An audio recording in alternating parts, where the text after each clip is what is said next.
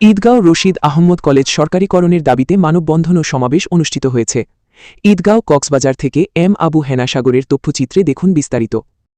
কক্সবাজারের ঈদগাঁও উপজেলার একমাত্র কলেজ রশিদ আহমদ কলেজকে সরকারিকরণ দাবিতে মানববন্ধন ও সমাবেশ অনুষ্ঠিত হয়। ২১ মে বৃহস্পতিবার সকাল ১১টায় কলেজ থেকে বিপুল সংখ্যক ছাত্রছাত্রীরা র্যালি সহকারী ঈদগাঁও বাস স্টেশনে মানববন্ধনে অংশগ্রহণ করে। এটির আয়োজক কলেজের শিক্ষার্থীবৃন্দ। এ সময় তারা কলেজ জাতীয়করণ দাবিতে নানা স্লোগান দেন। হাতে ছিল বিভিন্ন নামের প্লেকার্ড। মানববন্ধনে কলেজ শিক্ষক শিক্ষিকা, স্থানীয় সংবাদকর্মীসহ সামাজিক সংগঠন নেতৃবৃন্দদেরকেও দেখা যায়। এতে আইনশৃঙ্খলা বাহিনীর লোকজন শৃঙ্খলার কাজে দায়িত্ব পালন করেন। মানববন্ধন শেষে সংক্ষিপ্ত সমাবেশ অনুষ্ঠিত হয়। এতে অনেকে বক্তব্য রাখেন। সূত্রে জানা যায়, ঈদগাঁও একটি জনবহুল উপজেলা। এই উপজেলার প্রচুর সংখ্যক লোকজন প্রবাসী, যাদের আয় হতে পর্যাপ্ত রেমিটেন্স দেশে আসে। বিগত সরকারের আমলে প্রায় সব উপজেলায় স্কুল কলেজ জাতীয়করণ হলেও ঈদগাঁও উপজেলায় কোনো স্কুল কলেজ জাতীয়করণ হয়নি। শিক্ষাক্ষেত্রে এই উপজেলা দারুণ বৈষম্যের শিকার। ঈদগাঁও উপজেলায় বিপুল সংখ্যক গরিব, অসচ্ছল ছাত্রছাত্রী, বিশেষ করে পিছিয়ে পড়া নারী শিক্ষার্থীদের উচ্চশিক্ষা লাভে রশিদ আহমদ কলেজ গুরুত্বপূর্ণ ভূমিকা রেখেই চলেছে। এই কলেজটি উপমহাদেশের প্রখ্যাত পার্লামেন্টেরিয়ান, অবিভক্ত পাকিস্তানের সাবেক কেন্দ্রীয় শ্রমমন্ত্রী, কক্সবাজার ৩ আসনের সাবেক সাংসদ খালেকুজ্জামান ও ইঞ্জিনিয়ার শহীদুজ্জামানের শ্রদ্ধেয় পিতা শহীদ মৌলভী ফরিদ আহমদের নামে তার পরিবার কর্তৃক ১৯৮৭ সালে প্রতিষ্ঠিত হয়ে ৩৯ বছর যাবৎ ধরে এই এলাকায় শিক্ষা বিস্তারে অবদান রাখছে। বর্তমানে কলেজে উচ্চ মাধ্যমিক, স্নাতক পাস, স্নাতক সম্মান কোর্সে প্রায় ১৪০০ জন শিক্ষার্থী অধ্যয়নরত আছে। স্থানীয় রাখাইন সম্প্রদায় ও বান্দরবানের ক্ষুদ্র নৃগোষ্ঠীর অনেক সন্তানরাও এই কলেজের শিক্ষার্থী।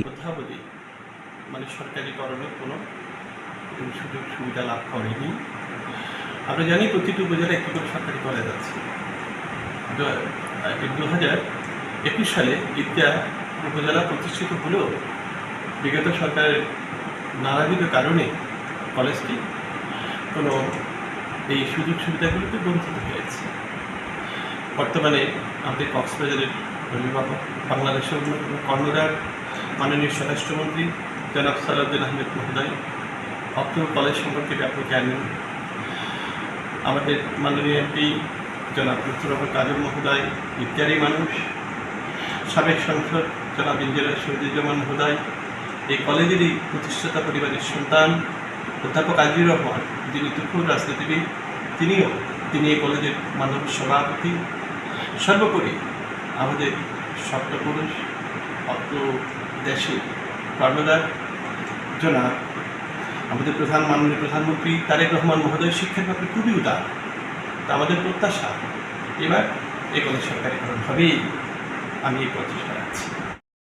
দেশের যেসব উপজেলায় সরকারি কলেজ নেই, এমন প্রতিটি উপজেলায় একটি করে বেসরকারি কলেজ জাতীয়করণের সরকারি সিদ্ধান্ত ও শিক্ষানীতি ২০১০ অধ্যায় ২৭ অনুচ্ছেদ ৯-এর আলোকে বৈষম্যহীন শিক্ষা সুবিধা প্রদানের লক্ষ্যে শিক্ষাক্ষেত্রে অনগ্রসর এলাকায় উচ্চশিক্ষা বিস্তারের নিমিত্তে স্থানীয় জনসাধারণের চাহিদা বিবেচনায় ঈদগাঁ রশিদ আহমদ কলেজ জাতীয়করণ সময়ের দাবি। কাঙ্ক্ষিত স্বপ্ন উপজেলার একমাত্র কলেজ হিসাবে শিক্ষক এবং সর্বোপরি এলাকাবাসীর একটা গণদাবি। আমি মনে করি আমি আশা করি আমাদের এলাকায়, আমাদের কক্সবাজারের গর্ব, কক্সবাজারের উপকার স্বরাষ্ট্রমন্ত্রী মহোদয় জনাব সালাউদ্দিন আহমেদ আমাদের কলেজের সরকারিকরণের উপর যথেষ্ট আন্তরিক হবেন এবং পাশাপাশি অত্র রামু সদর কক্সবাজার ঈদগাঁও আসনের মাননীয় সাংসদ জনাব লুৎফুর রহমান কাজল এবং সাবেক সাংসদ ইঞ্জিনিয়ার মোহাম্মদ শহীদুজ্জামান আমাদের এই কলেজের জাতীয়করণের আন্তরিক হবেন বলে আমি আশাবাদী। এই উপজেলার মধ্যে 80% ছাত্রছাত্রী আমাদের যে কলেজে পড়াশোনা করে আমরা দেখি, তার মধ্যে অসচ্ছল ফ্যামিলি থেকে আসে এবং অনেক দূর দূরান্ত থেকে আসে।